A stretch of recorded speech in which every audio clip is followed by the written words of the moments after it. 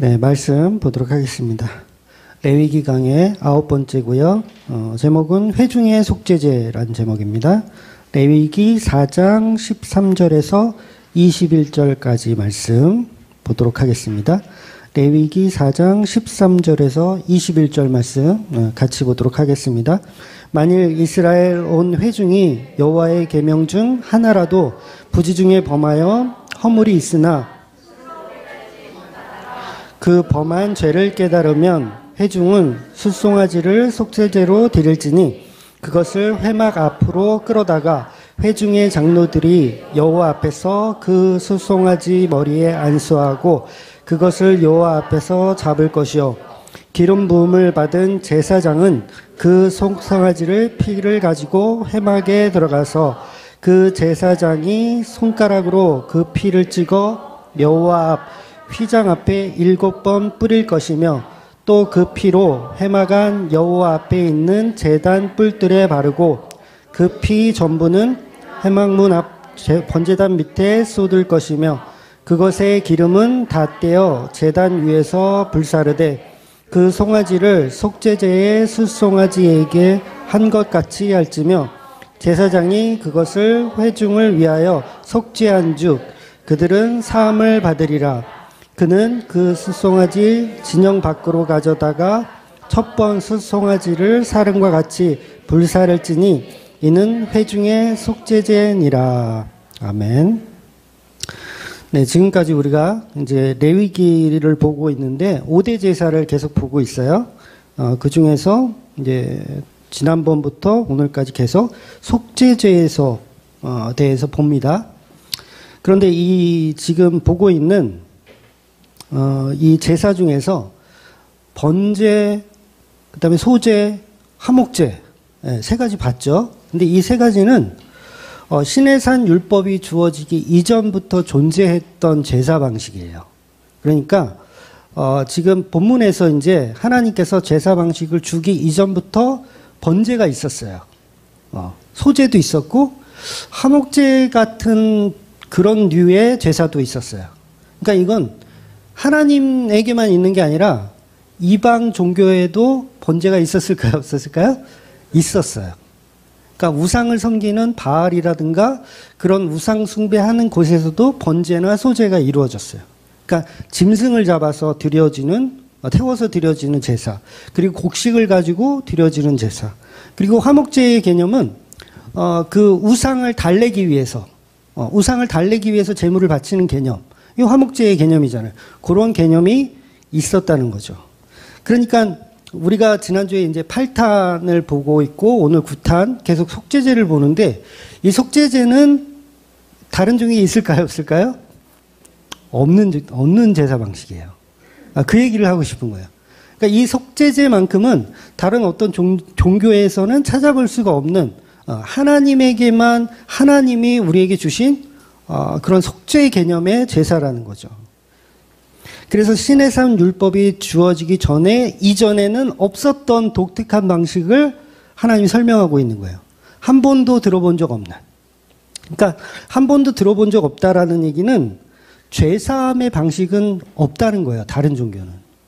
죄사함의 방식이 없어요. 기독교만 있습니다. 죄사함의 방식이. 즉 속죄제는 인류 역사상 레위기서가 처음으로 이야기하고 있는 거예요. 속죄제. 여러분 그 불교 아시죠? 불교의 석가모니의 가르침 중에서 자비와 국률에 대해서는 굉장히 많이 가르치죠. 불교도. 근데 중요한 건 불교에서는 죄를 해결할 수 있다고 가르칠까요? 아니면 해결할 수 없다고 가르칠까요? 네, 불교는 자비와 국률은 있지만 죄의 본질 자체를 사해준다는 개념 자체가 없어요. 그러니까 불교는 자비와 국률로 그 죄를 용서하는 거예요. 그건 비슷하죠. 용서하는 거. 근데 기독교는 용서하는 정도가 아니에요. 구원을 주는 거예요. 죄 없다 칭함을 주는 거죠. 그러니까 불교는 죄사함보다는 어떻게 보면 인과응보를 가리켜요. 인과응보. 죄를 지었으면 대가를 치러라. 이게 불교예요. 우리 기독교는 죄를 지었으면 대가를 치러야 되는데 이 대가를 누가 치르는 거예요? 예수님이 치르는 거예요. 이게 속죄제예요. 속죄제. 그러니까 다른 종교에는 있을 수가 없죠. 다른 종교는 헌신하고 그 우상을 이렇게 잘 보이고 뭐 이런 거는 비슷하게 있지만 너의 죄를 사하노라? 이거는 듣도 보도 못한 방식이라는 거예요. 그래서 불교에서는 죄 사함이 불가능하기 때문에 뭘 합니까? 자기 수양을 하는 거예요. 자기 수양을 해서 죄를 잊게 만드는 거예요. 독특하죠? 죄를 잊어버리게 만드는 거예요. 그래서 결국은 업보로 만회하게 하거든요. 불교는 자기의 업이라 그래요. 죄를 지어서 막 우리가 못 살잖아요. 너의 업 때문에 그런 거야. 인과응보죠. 책임져. 네가 책임져. 그러니까 기독교는 그런데 우리가 책임지는 게 아니에요. 예수님이 책임지는 거예요. 그러니까 이건 다른 어디에도 없는 생명으로, 예수님의 생명으로 죄를 속해주는 개념이라는 거죠. 그러니까 이 속죄제가 중요해요, 안 중요해요? 굉장히 중요한 거예요. 그러니까 이 속죄제는 한 주에 끝날 수가 없고 계속 다음 주, 다다음 주, 그 다음 주. 그래서 모든 종교는 죄에 대한 책임을 자신이 지라고 가르칩니다. 무조건 자기가 져야 돼요. 죄를 지었으면. 기독교만 독특하게 인간의 죄를 하나님의 아들이 오셔서 죄를 담당하더라는 거예요. 근데 이게 굉장히 이기적인 종교처럼 보이지 않으세요? 그러니까 우리가 불교인이다라고 보면 저 기독교인들은 굉장히 이기적인 거예요. 그렇잖아요. 쥐들이 잘못해놓고 신을 갖다가 제물로 바쳐서 구원 얻었대. 그래서 스님들하고 불자들하고 이렇게 논쟁을 하잖아요. 그러면 답을 찾아요, 못 찾아요? 못 찾아요. 우리는 개쓰레기가 돼요. 야, 책임을 다 예수한테 다 전가하고 이런 개쓰레기들을 봤나? 이렇게 되는 거예요. 그래서 종교적인 언쟁을 하면 스님은 더 가치가 더 올라가죠. 세상 사람들이 볼 때, 야, 저렇게 책임을 져야지. 자기가 죄를 졌으면 108 번뇌를 하든가, 뭐 1000배를 하든가, 뭘 해가지고, 뭐예요? 그걸 만회해야 돼. 죄를 졌으면 만회해야 돼. 그래서 기독교도 그런 걸 흉내내죠. 불교를 흉내내는 거예요.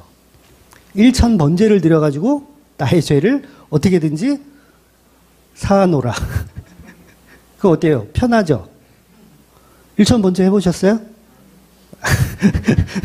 해보신 분들은 그 1000번째 그 마지막 이걸 드리는 그 순간이 얼마나 상쾌할까요? 저도 안 해봤어요.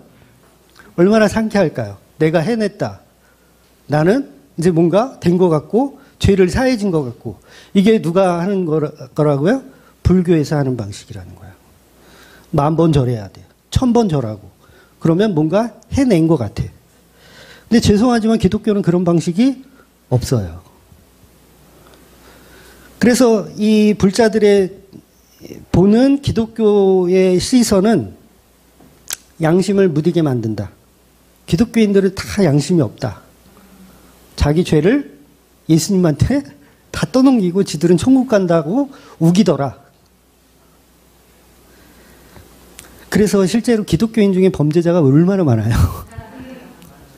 그러니까 제 친구들도 교도소를 갔다 온 친구들이 있어요. 그 친구들 말에 의하면 이 깜빵이라고 표현해야 되나?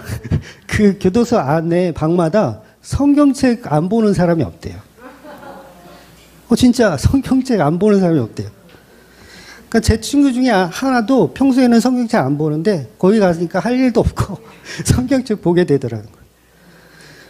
그러니까 기독교인들 중에서 윤리도덕에 문제가 있는 사람들이 많다는 거예요. 왜 그래요? 다 자기 책임 아니고 떠넘기기에 바빠. 근데 사실 기독교는요, 그런 방식이 아니에요. 내 죄인임을 충분히 이해하고 드러나는 게 기독교예요. 근데 그걸 이용해 먹는 거죠. 우리 기독교는 예수님이 다 하셨어. 난 마음대로 사기쳐도 되고, 걸리면 회개하면 되고, 그러니까 죄를 지으면 응당 그 책임을 받아야지 예수 그리스도의 십자가로 끝나면 그런 이기적인 종교가 어디 있느냐라고 이제 다른 종교는 이렇게 이야기를 한다는 거죠. 그런데 불교인들은 무엇을 모르고 있냐면 인간은 누구나 자기의 죄를 책임질 수가 없다라는 명제를 모르는 거예요. 자기 죄를 자기가 책임질 수 없다. 인간은 자기 죄를 책임질 수 없는 거예요. 이런 간단한 진리를 모르기 때문에 그래요. 마치 가룟 유다가 내 죄는 내가 책임지겠다. 그래서 목매달아 죽은 거 아니에요.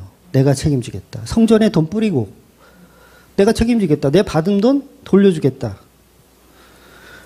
그래서 기독교에서 말하는 회개는요, 윤리 도덕적인 회개가 아니라 죄송하지만 그 죄에 대한 대가를 예수님께서 치렀음을 믿는 거예요. 이걸 회개라고 합니다. 그런데 그 진짜 믿음은 죄의 회개.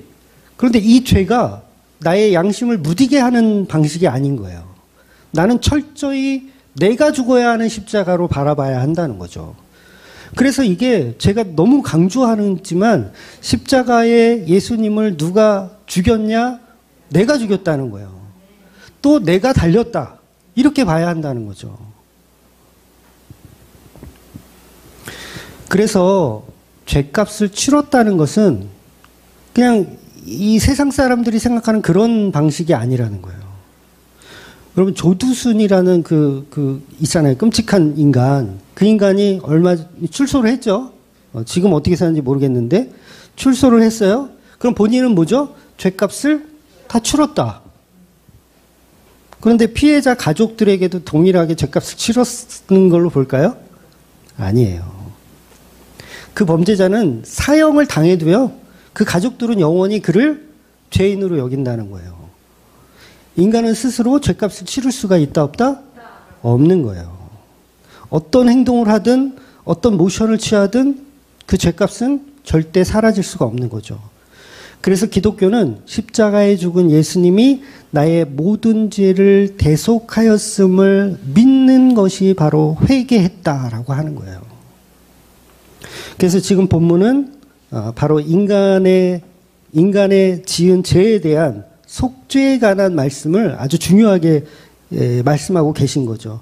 물론 지금 보는 이 레위기의 속죄 제도는 속죄 제사라는 행위를 통해서 실제로 송아지가 대신 내 죄를 이렇게 덮어 쓰고 죽는 거잖아요. 그런데 사실 이게 송아지가 사함을 주는 능력이 있는 건 아니에요. 이거는 오전에도 말씀드렸지만 하나의 그림자로 표현되어지는 거죠. 이건 진짜 속죄제를 이루어내는 게 아니라 예수 그리스도 하나님의 어린 양이 이렇게 이 소처럼 나중에 십자가에 죽어서 그 일을 이룰 거야 대한 그림자의 표현이라는 거예요. 그러니까 예수님이 십자가로 다 이루셨다 하기 전에는 아무리 소를 바치고 아무리 염소를 바쳐도 구원이 없는 거예요. 그래서 제사 지내서 천국 가는 사람은 있다 없다? 없는 거예요. 그래서 여러분이 죽어서 지옥이 아니고 천국에 갔다면 그럼 천국 딱 갔는데 물어볼 거 아니에요. 너는 여기 어떻게 왔니? 그럼 전 버스 타고 왔는데요. 그러면 안 되고 구약의 아브라함도 신약의 바울도 동일하게 우리는 예수님의 보혈 때문에 이곳에 온 줄 믿습니다. 이렇게 표현해야 되는 거예요. 그러니까 모세나 다윗도 마찬가지죠. 두 사람의 공통점은 살인자인데 속죄제를 드렸기 때문에 천국에 가는 게 아니라 예수님의 다 이루심 때문에 천국에 가더라는 거죠. 그래서 우리는 동일하게 그 천국에서 뭘 자랑하냐면 그 십자가를 자랑하는 거예요. 예수 그리스도의 보혈의 피를 거룩하다 자랑하는 겁니다. 그러니까 교회도 마찬가지죠. 거룩하다 예수 그리스도의 보혈의 피가 거룩하다 그걸 나누는 거예요. 교회도. 그래서 기독교만이 갖고 있는 속죄제. 그래서 이걸 진리라고 하는 거예요. 굉장히 독특한 방식. 물론 요즘 이단들은요, 이 방식을 흉내내기도 해요. 구속사를 흉내내죠. 그래서 본질적으로 다른 종교는 인간이 신을 어루만지고 달래는 건 있어도 신이 인간을 위해서 죽어주는 경우는 없더라는 거죠. 그래서 유일한 창조주가 타락한 인간을 위해 그 목숨을 내어주는 것. 이게 기독교만이 갖고 있는 유일한 방식이라는 거예요. 그래서 다른 종교는 천국 가는 목적으로 죄사함을 가르쳐요. 천국을 가기 위한 목적으로 죄사함. 기독교도 약간 비슷한 데가 있어요. 그런 데를 이단이라고 하는 거예요. 천국 가는 방식으로 죄를 가리키면 그거 이단인 거예요. 그러니까 기독교는 천국 가는 목적으로 죄사함을 말하는 것이 아니고, 그래서 천국 가려면 보통 교회들이 그러잖아요. 천국 가려면 뭘 해야 된다? 일단 주일 성수를 해야 된다. 그 다음에 11조를 내야 된다. 이걸 바쳐서 하나님께 감동을 줘야 하나님도 너를 감동해서 구원을 줄 것이다. 물론 이렇게 대놓고 말하는 교회는 극히 드물죠. 그죠? 11조 안 내는 것들이 어디 믿음이 있는 것들입니까? 이러면서 돌려서 얘기하지.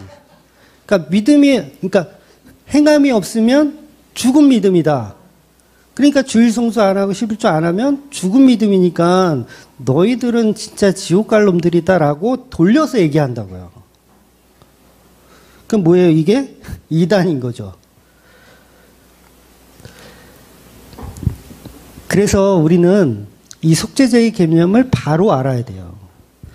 속죄제는 우리의 죄를 사하기 위한 목적이 되어서는 안 돼요. 그래서 우리가 믿음이 있는지 없는지를 확인하려면 주일 성수 11조로 확인하는 게 아니라 내가 십자가에 죽을 수 있는가, 그걸 보셔야 돼요, 오히려. 그리고 예수님을 내가 죽였는가, 죄에 대한 인식이 있어야 된다는 거예요. 그래서 그 죄에 대한 인식 자체가 없어버리면 그건 그냥 불교나 힌두교에 가깝다는 거죠. 그래서 기독교는 타락한 저와 여러분이 얼마나 하나님을 대적하는 마귀인가, 그거 먼저 배워야 돼요. 그러니까 예수님의 사랑을 발견하는 도구로 죄를 보셔야 돼요. 죄를 통해서 구원받으려고 하지 마시고 죄를 통해서 예수님의 사랑이 얼마나 큰지를 발견해야 된다고요. 이거 비슷한 것 같은데요, 이게 틀려요. 그러니 죄 사함이 목적인 교회를 다니면 안 돼요. 죄 사함이 목적인 교회, 구원이 목적인 교회 많거든요. 구원이 목적인 교회. 아니요, 진짜 교회는 예수님의 피 흘리심을 드러내는 거예요. 그걸 영광으로 여기는 거예요. 예수님 보혈을 영광으로 여기는 곳이 교회지, 구원을 목적을 가지고 모인 애들은 다 마귀 사탄들인 거예요. 오늘 본문에 보면 회중들이 죄인이니까 장로들이 이제 송아지를 죽이고 제사장이 이제 손가락으로 피를 찍어서 휘장 앞에 7번 뿌리고 제단에 불을 바르고 불을 사르고 이제 남은 피는 전부 제단 밑에 뿌리는 거예요. 그리고 기름은 또 떼어서 제단에서 불살라요. 그리고 나머지 송아지의 그 고기 덩어리, 이거는 진영 밖에 갖고 나가서 죄 버리는 곳에 태워 버립니다. 그래서 지난주 말씀하고 동일한 말씀이에요. 지금 뭐만 바뀌어 있냐면 회중하고 대제사장, 제사장들하고 회중만 바뀐 거예요. 근데 오늘 본문에 보면 그 죄 버리는 그곳을 정결한 곳이라고 표현해요. 지난번 말씀에 있었어요. 정결한 곳이라고 표현해요. 말 그대로 거기는 쓰레기통이잖아요. 죄 버리는 곳은 쓰레기통인데 성경은 정결하다고 표현하는 거예요, 거기를. 왜 그렇게 표현할까요? 거기가 바로 예수님께서 십자가에 달린 장소를 예표하기 때문에 그래요. 저와 여러분이 사는 이 세상은 죄악으로 정결한 곳이 없어요. 예수님이 계신 그곳, 예수님이 피 흘리신 그곳만이 유일하게 정결한 곳입니다. 그래서 십자가의 피가 떨어지는 곳, 그곳이 정결한 곳이기 때문에 교회에서 예수님의 십자가 피가 떨어져야 어떤 곳이라고요? 정결한 곳이 되는 거예요. 근데 피가 안 떨어지면 거기는 정결한 곳이 아닌 거예요. 우상 숭배를 하는 곳입니다. 그러니 이 속죄제의 뜻이 뭐냐면 예수님이 신부된 교회를 얼마나 사랑하는지 그 사랑을 표현하고 있는 거예요. 그래서 죽어 마땅한 죄인들이 고개를 들어서 그 하나님이신 예수님의 사랑이 얼마나 큰지를 자랑하는 것, 그게 바로 교회들의 모습이고 그게 십자가 자랑이라고 하는 거예요. 그러니까 하나님이 자기 아들을 우리에게 보내서 우리의 속죄해 주시는 이유도 명확해요. 성경은 명확하게 표현합니다. 내가 왜 아들 예수를 너희들한테 보내서 너희 죄를 사하는 줄 알아? 그건 예수 그리스도가 얼마나 사랑으로 그 영광을 이루는지를 보기 위한 거야. 이게 목적이에요. 하나님은 우리를 천국 보내는 게 목적이 아닙니다. 그 아들의 영광이 드러나는 걸 보고 싶으신 거예요. 하나님은. 그런데 그 영광이 드러나면 뭡니까? 신랑이 신부를 사랑하는 모습. 그게 영광이라는 거예요. 그럼 우리가 노래해야 할 것은 우리의 신랑 되신 예수를 높이는 것밖에 없는 거죠. 그러니까 나의 구원을 목적으로 하는 게 아니라 신랑 되신 예수를 목적으로 해야 된다는 거예요. 그래서 우리가 하나님께 영광을 돌린다는 것은 그 아들 십자가를 통해서 그 구속사를 믿는 그 자체가 영광이 되는 거죠. 그래서 세상에서 높아지는 게 영광이 아닌 거예요. 하나님 앞에 어떻게 해야 영광을 돌릴까? 내가 부자가 돼서 명예를 드높여서 절대 그걸로 하나님은 영광 받지 않으신다는 거예요. 그러니까 이 주맙교회도요, 당장 없어질 수도 있어요. 아침에 제가 말씀드렸나요? 당장 없어질 수 있어요. 영원한 곳 아니에요. 그냥 우리는 오늘도 모여서 예수님의 보혈의 피를 자랑하는 곳이에요, 그냥. 그래서 기독교는 철저하게 대가 없는 속죄의 개념이 유일하게 존재하는 곳이죠. 그 대가는 철저하게 십자가에 죽은 그 예수님의 죽음으로 예수님이 제물 되셔서 속죄가 이루어지더라는 거예요. 그래서 본문의 이 회중에 관한 속죄 제사 역시 제사장의 속죄만큼 중요하기 때문에 제물이 똑같아요. 숫, 송아지. 가장 비싼 숫, 송아지. 또한 이 속죄제는 선택이 아니고 필수예요. 선택이 아니고. 그러니까 번제하고 소제는 하고 싶으면 하고 말래 말어. 화목제도 하고 싶으면 하고 말래 말어. 이건데 속죄제는 특징이 무조건 해야 되는 거예요. 오늘 본문을 보면 여호와의 계명 중에 하나라도 부지 중에 범하여 허물이 있으나 그것을 스스로 깨닫지 못하다가 그 범죄한 죄를 깨달으면, 그러니까 내가 무슨 죄를 졌는데 죄인지 모르고 있었어. 모르고 있었다가 이게 죄구나 라고 깨달았어요. 그럼 뭘 하라고요? 속죄제를 드리는 거예요. 그때. 결국 뭐냐면 저와 여러분이 태어나서 복음을 듣지 않은 상태에서 살아갈 때는 죄인인 줄 모르죠. 그러니까 부지 중에 죄를 졌는데도 죄인인 줄 모르고 살아가요. 그러다가 복음을 만나니까 죄인임을 깨달았어요. 그럼 그때 뭘 해야 된다고요? 속죄제를 드리는 거예요. 즉 세상 사람들은 당연히 자기가 죄인인 줄 모르고 살아갑니다. 속죄제가 필요 없는 존재라고 생각하며 살아가요. 그러니까 자기가 괜찮은 사람인 줄 알고 살아가는 거죠. 그런데 세상 사람들뿐만 아니라 교회 다니는 사람들도 마찬가지예요. 속죄제가 필요한 존재적 재성을 갖고 있다는 사실을 모르고 신앙생활을 합니다. 그래서 교회라면 이 복음을 받아들인다면 속죄제가 필요한 존재임을 알아야 되는데 그걸 모르고 다녀요. 그러니까 하나님 앞에 우리는 다윗의 고백처럼 벌레이고 하루살이에 불과한 그런 존재잖아요. 속죄제가 필요한 존재. 그런데 그런 얘기를 하면 대부분 어떤 반응을 보이냐면 왜곡된 복음으로 이해를 해요. 왜곡된 복음. 그러니까 교회 다니는 사람들이 거의 다 그렇거든요. 우리도 예수님 은혜 안다. 예수님 십자가 안다. 그 피로 구속되었다는 거 안다. 지식으로 알아요. 다 알아요. 얘기해도 다 아는 것처럼 들려. 근데 뭘 인정 안 하는 줄 아세요? 자기가 죄인임을 인정 안 해요. 그러면 이 은혜가 성립되지 않는 거예요. 죄인이 아닌데 은혜가 왜 필요해요? 죄인이 아닌데. 바리새인들은 죄인이 아니라고 생각하기 때문에 예수님의 십자가 은혜가 적용되지가 않는 거예요. 그러니 이게 스스로 모순에 빠져 있는 건데 그걸 모르더라는 거죠. 우리는 반드시 죄인이어야 은혜가 필요한 존재가 되는 거예요. 그래서 이 속죄제는 아무나 드리는 게 아니라 죄인임을 깨달았을 때 드리는 거예요. 죄인임을 깨달았을 때. 그래서 10,000달란트 빚진 자가 그 빚을 이제 탕감을 받잖아요. 탕감을 받아가지고, 아, 좋다. 아, 좋다. 그리고 이제 가는데, 이제 100데나리온 만나요? 100데나리온 자기한테 빚진 자를 만난 거야. 그랬더니, 멱살을 잡고, 너 이 새끼 왜 내 돈 안 갚아? 이러는 거야. 자기는 방금 전에 10,000달란트를 지금 탕감을 갖고 온 주제에 100달란트. 그러니까 이게 100억을 이 탕감 받은 놈이 겨우 10만 원 달라고 지금 멱살을 잡고 있는 꼴인 거예요. 이게 왜 그래요? 자기가 죄인인 줄 모르는 거예요. 이게 누구라고요? 지금의 교인들이라는 거예요. 우리의 모습이라는 거예요. 은혜 알아. 예수님 십자가 알아. 뭐 다 알아. 근데 뭘 인정해요? 안 해? 내가 죄인임을 인정 안 하는 거예요. 그러니까 멱살 잡기 바쁜 거죠. 100데나리온 지나간다 저거. 내 돈 내놔라. 그러니까 현대판 바리새인이에요.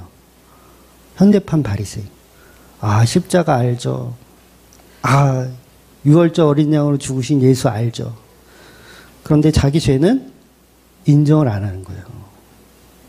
그래서 자기는 하나님께 기뻐할 만한 일만 했다. 이렇게 주장하는 거죠. 그러니 우리 인간이 모두가 죄인이라서 하나님 앞에는 벌레와 같은 존재라고 시편의 그 다윗의 고백처럼 우리는 그걸 인용해서 고백해야 되는 거예요. 주님, 나는 벌레입니다. 나는 죄인 중에 괴수입니다. 사도 바울의 고백. 그런데 이 죄성을 인정하지 않고 그냥 관념적으로 이 복음을 받아들이면 화를 내요. 죄인이라고 그러면 화내. 당신은 죄인입니다. 선악과 먹은 죄인입니다. 예수님 십자가에 못 박은 죄인입니다. 그러면 화를 내죠. 내가 왜 죄인이냐고 화를 내요. 제가 옛날에 그랬어요. 학생회 그 교회에서 이제 학생회 회장을 제가 했었거든요. 잘했겠죠. 엄청 잘했어요. 학생회 회장을 할 때 이 교사들이 있잖아요. 뭐 그렇게 큰 교회는 아니라서 교사가 많지는 않았는데 교사 중에 한 명이 이제 청년부에서 이제 교사를 하셨어요. 그래서 그분이 맨날 울어. 공과 공부할 때마다 울어. 막 죄에 대해서 막 얘기하면서 막 울어. 근데 그게 너무 꼴보기 싫은 거야, 나는. 왜 이렇게 죄에 대해서만 그렇게 얘기를 하는지. 아니, 지금 우리가 막 비전을 꿈꾸고, 지금 대학도 가야 되고, 막 신학교도 가야 되고, 막 이렇게 비전을 주고 꿈을 심어줄 이 중요한 때에 죄인이래, 계속. 얼마나 승질이 나던지 막 엄청 싸웠던 기억이 지금도 나요. 물론 그분이 바른 복음이었는지 지금 모르겠어요. 근데 그때 저는 완전 엉터리였다는 거죠. 근데 그때 제가 십자가 몰랐습니까? 다 알았어요. 예수님 구속사 다 알았어요. 근데 나는 죄인이라고 생각해 본 적이 없는 거예요. 그러니까 꼴보기 싫은 거야. 교회에서 막 울고 막 질질 짜는 것들은 꼴보기 싫어. 아, 지금은 좋아해요? 좀 우세요? 그러니까 바리새인이 나였던 거죠. 바리새인이 여러분이었던 거예요. 그러니까 지식적으로는 이 성경에 대해서 알고 있지만 이게 내려가지 못하는 거예요. 마음으로 내려가서 내가 죄인임을 드러내서 정말 다윗처럼 나는 벌레입니다. 나는 개쓰레기입니다. 이런 고백을 못하더라는 거예요.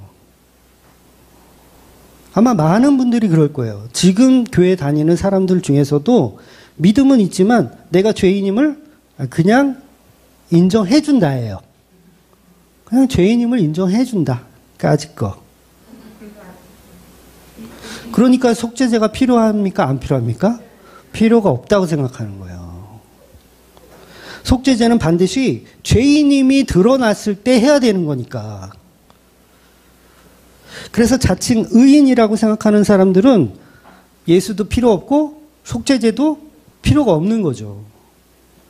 그런데 아이러니하게도요, 하나님은 어떤 시스템을 이스라엘에게 주시냐면 속죄제는 무조건하게 또 만들어 주세요. 나중에 이제 볼 거예요. 나중에 이제 대속죄일에 관해서 볼 건데 선택이 아니라 필수로 1년에 한 번은 무조건 대속죄일을 해야 돼. 누구나. 참여해야 돼요. 그러니까 이게 뭡니까? 기독교에서는 이걸 불가항력적 은혜라 그래요. 내가 죄인인 줄 모르고 그냥 살아가도 어떻게든지 죄인임을 깨닫게 해서 십자가 은혜의 영광을 나타내시는 게 성령님의 일인 거예요. 그러니까 여러분이 무엇을 먼저 깨닫지 그게 중요한 게 아니에요. 내가 죄인임을 먼저 깨닫고 십자가의 은혜가 들어오는 것도 있고요. 아니면 죄인임을 모르고 있다가 십자가를 보고 죄인임을 이게 똑같은 말인가? 순서가 약간 바뀔 수는 있어도 상관이 없다는 거예요. 그러니까 내가 죄인인 줄 몰라. 아니 어떤 사람은 내가 죄인임을 알았어. 그래서 속죄제를 드려.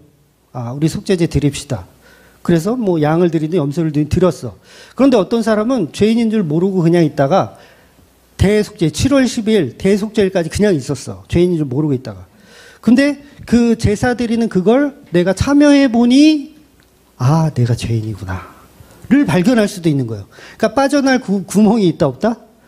빠져나갈 구멍이 없어요.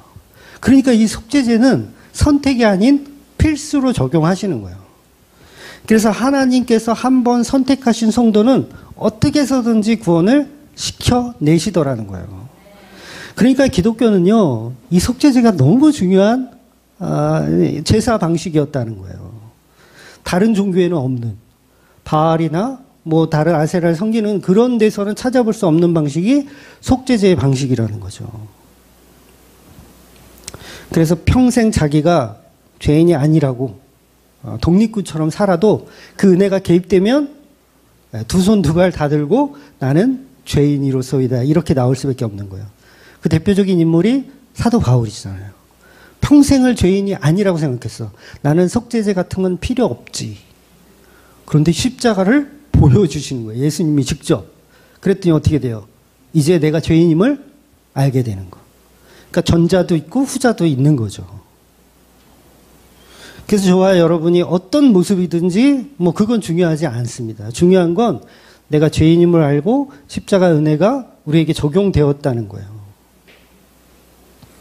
그래서 예수를 믿는 성도는 반드시 자기가 죄인임을 알아야 그것이 예수 믿는 거예요. 그러니까 내가 죄인인 줄 모르고 신앙생활을 하잖아요. 우상숭배를 계속 하고 있는 거예요. 그래서 교회에 처음 오면 반드시 죄가 무엇인지를 가르쳐 줘야 돼요. 알려줘야 돼요.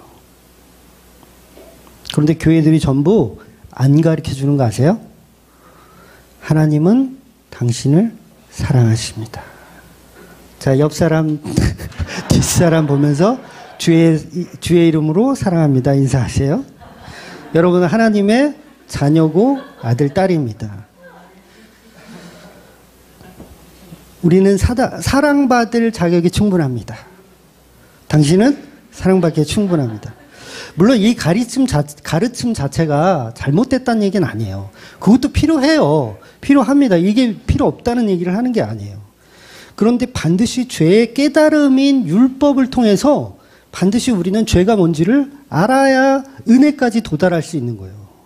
그런데 죄가 없이 그냥 사랑만 받으면 그거는 죄송하지만 우상숭배를 하고 있더라는 거죠. 다른 종교에 다 있는 우상숭배. 그래서 사람들이, 교회 목사들이 교회에서 죄인임을 자꾸 강조하면요, 교인들이 떠나잖아요. 네, 안 해보셨죠? 목회.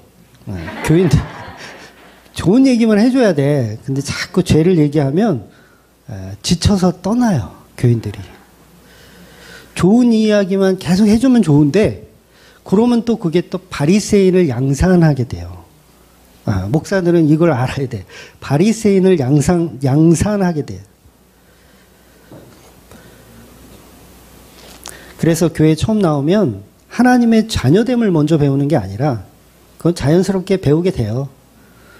저와 여러분이 얼마나 마귀였는지, 얼마나 대적자였는지를 배우는 게 필수예요. 네, 그게 필수입니다. 그래서 본문에 나오는 이 죄의 개념은 개인적인 죄를 말하지 않거든요. 지금 이건 회중의 죄예요. 회중들의 죄. 단체로 죄를 범하는 거예요. 그러니까 이 개인적인 죄는 이제 나중에 또 나와요. 27절부터 나오는데, 그렇다면 이 단체로 죄를 짓는다는 게 도대체 뭐 어떤 죄를 말하는 거예요? 단체로? 이거는 방향성이에요. 방향성. 그 교회가 가고자 하는 방향성. 그러니까 교회 전체가 잘못된 비복음으로 가고 있는 거예요, 지금. 그만큼 이 사역자는 중요합니다. 교회에서 설교자, 그냥 톡 까놓고 얘기할게요. 설교자가 제일 중요합니다. 네? 설교자가 방향성이 틀려버리면 전체가 다 어떻게 돼요? 다 구덩이에 빠지는 거예요. 소경이 소경을 인도하면 구덩이에 빠지는 거예요. 그러니까 우리가 예배 드릴 때, 뭐, 찬양은 좀 틀리고, 빠른 곡 하면 이렇게 이상해지더라고, 우리. 좀, 찬양은 좀 틀리고, 기도도 좀 이렇게 실수할 수 있고, 뭐, 목양기도, 우리 교회는 이제 목양기도 하고, 강도사님 목양기도 하지만, 기도는 좀 틀려도 돼. 뭐, 엉뚱한 소리를 할 수도 있어요. 그런데, 말씀을 전하는 것만큼은 틀리면 안 되는 거예요. 정확한 방향성으로 가야 돼요. 왜냐하면 그 설교가 그 교회의 방향성을 좌지우지하기 때문에 그렇습니다. 그래서 그 방향성이 십자가 앞으로 인도할 것인지 아니면 구덩이로 데려가고 있는지를 보셔야 한다는 거죠. 그럴 때마다 우리는 구덩이로 가고 있다면 우리는 십자가 은혜가 필요하지. 그리고 방향성을 자꾸 돌려야 된다는 거예요.